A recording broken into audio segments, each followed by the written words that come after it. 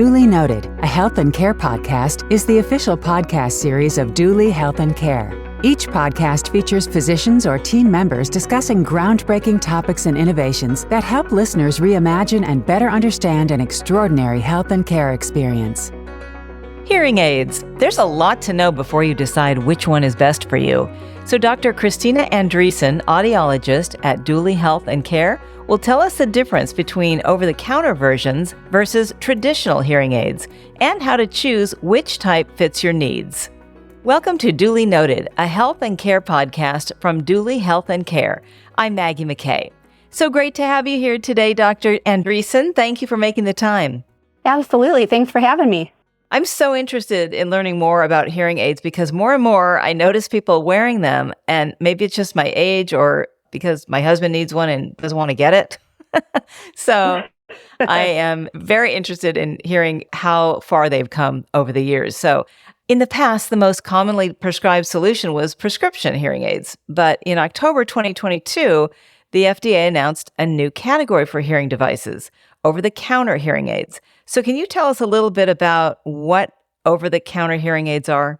Absolutely. So over-the-counter hearing aids are a new class of hearing aid. They are regulated by the FDA, and they are designed for perceived mild to moderate hearing losses for individuals 18 years or older. They are generally self-driven in terms of programming, so the user actually purchases them through non-traditional retail venues. You can get them at drugstores, online. Some actual medical facilities may offer them as well. And then essentially you're doing the fit and programming on your own. And what are the key differences between over-the-counter hearing aids and prescription hearing aids? And how do these differences impact their effectiveness? So essentially, one of the big differences is that for over-the-counter hearing aids, there is not a hearing test or exam required for usage of the device. So you can go to the store and pick them out and then fit them yourself. And that actually leads me to my second point and big difference is they are, again, self-fit by the user. So you're actually using generally a app-guided test to measure your hearing levels, and then you're given a variety of presets through those responses. So prescriptive hearing aids, you do need a diagnostic test prior to being fit with them by a hearing healthcare professional. And then that professional is going to take the time to make sure that your hearing devices are individualized to your particular hearing levels. I guess I'm old school, but I feel like I would rather have the doctor do it because I don't really trust myself with the app and all the technology. Is there one that's more effective? So I do think that over-the-counters have their place for the right individual. So they are designed, as I said, for perceived mild to moderate hearing losses.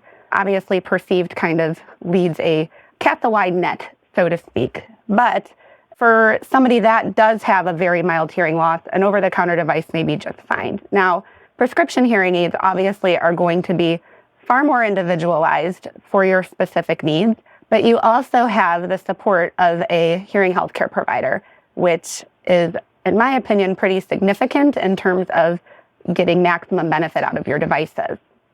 So a hearing healthcare provider is going to be able to offer you the counseling that's needed to first understand your hearing loss and understand what the limitations of hearing devices are in regards to your hearing loss. But they'll also be able to support you for maintaining the devices and helping you get the most out of them. That's what I was going to ask you. Do you need to up the prescription as you get older? Maybe you have more hearing loss later on in the years after you've already gotten one pair? Yeah, absolutely. So generally, we do expect hearing to change or decrease over time. Now, we don't really have any sort of guideline as far as how quickly or how long that may take to note. So we do generally recommend routine audiological tests just to kind of stay on top of that. But as the hearing does change, your provider can actually reprogram the hearing aids to those changes in your hearing levels.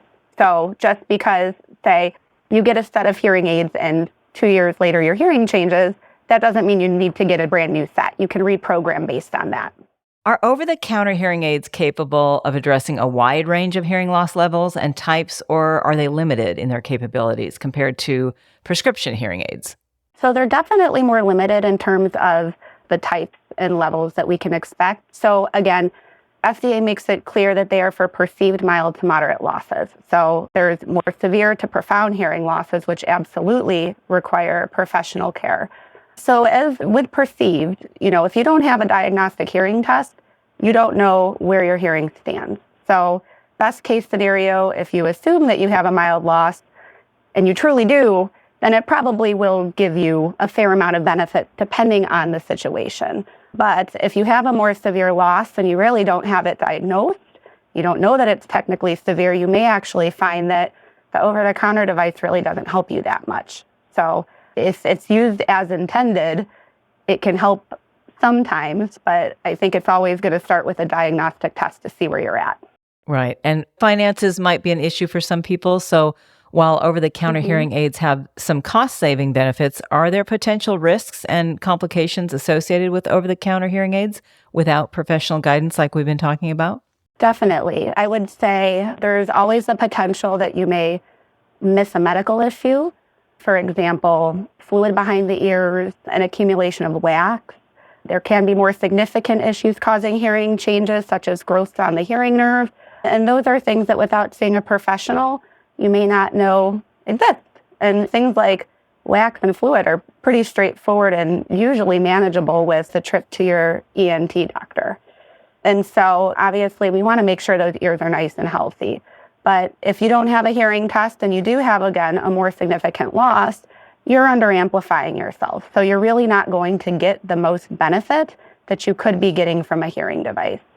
Beyond that, you don't have that hearing healthcare support. So the two big killers of hearing aids are wax and moisture. And if you don't have that guidance and support on how to maintain your devices, then you may end up having more significant repairs or malfunctions of your device and not know what's going on with them.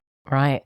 We know that hearing loss isn't just a frustrating issue in which you can't hear conversations or the TV or you're at a party, but it has been linked to cognitive decline and social isolation. Given the risks, is it better to schedule an appointment with a specialist who can properly address the hearing loss, or should one buy OTC hearing aids early on when the hearing loss is minimal and the investment isn't as expensive? Well, I definitely think regardless of which avenue somebody opts to take, it always starts with an exam, a diagnostic hearing test, because you need to know that you're making the right decision and getting the right device for what your particular hearing thresholds or hearing sensitivity warrants. So I would say if you get yourself a hearing test, your ears are found to be clear, your eardrums and middle ear space are healthy, you have a little bit of mild hearing loss, and you're not quite ready for investing into prescriptive hearing aids, then absolutely better to utilize an over-the-counter hearing aid for a while until you're ready to take that next step. But again, we need to know where you're at before making any sort of decision there. Right. How does the availability of professional support, follow-up care, and regular checkups for prescription hearing aids contribute to long-term satisfaction and basically just better overall hearing health outcomes compared to relying solely on over-the-counter solutions? Right. So I like to kind of think of it like teeth cleaning and how we go every 6 months or so for preventative maintenance to kind of keep those teeth healthy. With hearing aids, wax and moisture, again, can affect function. But if you follow up with your hearing health care provider regularly to make sure that they're being cleaned thoroughly and deeply, and to make sure that you're doing your job to kind of clean them off best you can at home, you're going to actually be able to extend the life of your hearing aids. And those routine checks with your provider can help you to address issues that may be kind of piling up. And so that can also make sure that we are keeping your satisfaction with the hearing aids higher for a longer period of time. Additionally, education and guidance about hearing loss, the function of hearing aids, what they can and can't do, how to use them properly, that's super important in getting the most out of your investment and the most out of your hearing health. And so having some support, I would say, is pretty crucial. Dr. Andreasen, what are the signs and symptoms of hearing loss? And at what point should someone consider scheduling a hearing exam? So I think a big one is frequent repetition. So you say, huh, or what pretty frequently. That's a sign that maybe you're not getting the full message. If you turn up the TV or radio and you've got your partner kind of covering their ears, yelling at you to turn it down, that's another sign. So hearing loss can also cause difficulty differentiating parts of speech. So you may find that you misunderstand words. You might say that for fat, for example. You may see some social withdrawal. Maybe you don't go to restaurants or social gatherings as much as you used to because you find that you just get frustrated and it's just not worth it, you feel at that point. Maybe you feel embarrassed. And so social withdrawal is another big one. But a lesser known one that I've noticed with people is really feeling fatigued after conversation-heavy events. So if you go out to a really big gathering and you're talking with a lot of people and you're struggling, you're trying to focus because you're walking around with unaided hearing loss, you may find after that, like, wow, I'm really tired. And so if you notice those sort of things, that could be a sign of hearing loss as well. Many decades ago, when I was in college, I took a class on basically hearing. I don't remember the name of it, but I'll never forget because I used to listen to my Walkman. That's how far back we're talking, really loud. And the professor said that once you've done damage to your eardrums, you cannot repair it. Is that still the case? So generally, if we're talking about noise exposure in particular, absolutely significant amounts of noise exposure go into a concert or a really loud event. It can cause what we call a temporary threshold shift, which is essentially a temporary change in your hearing at certain pitches. You may notice that happening. Signs of that are you leave an event and everything sounds super, super muffled. You have a high-pitched noise in your ears. That could indicate one of those temporary threshold shifts. Now, we often see that tend to recover itself. Tend is kind of that key word there, because if you put yourself in those situations enough, then the likelihood that we're going to see that hearing completely resolve itself will actually start to decrease. I kind of think about it like stepping on blades of grass. So you step on a patch of grass once, those blades are going to pop right up. If you set something heavy on there for a long period of time, we might not have a healthy patch of grass there. And so definitely protect your hearing in those really loud environments is one of the best things you can do to prevent further hearing loss. Thank you so much for this helpful information. I mean, probably something most of us, if we get to a certain age, may have to deal with. So it's good to know all this. Thank you so much. Absolutely. I'm so happy to help, and I appreciate you having me on.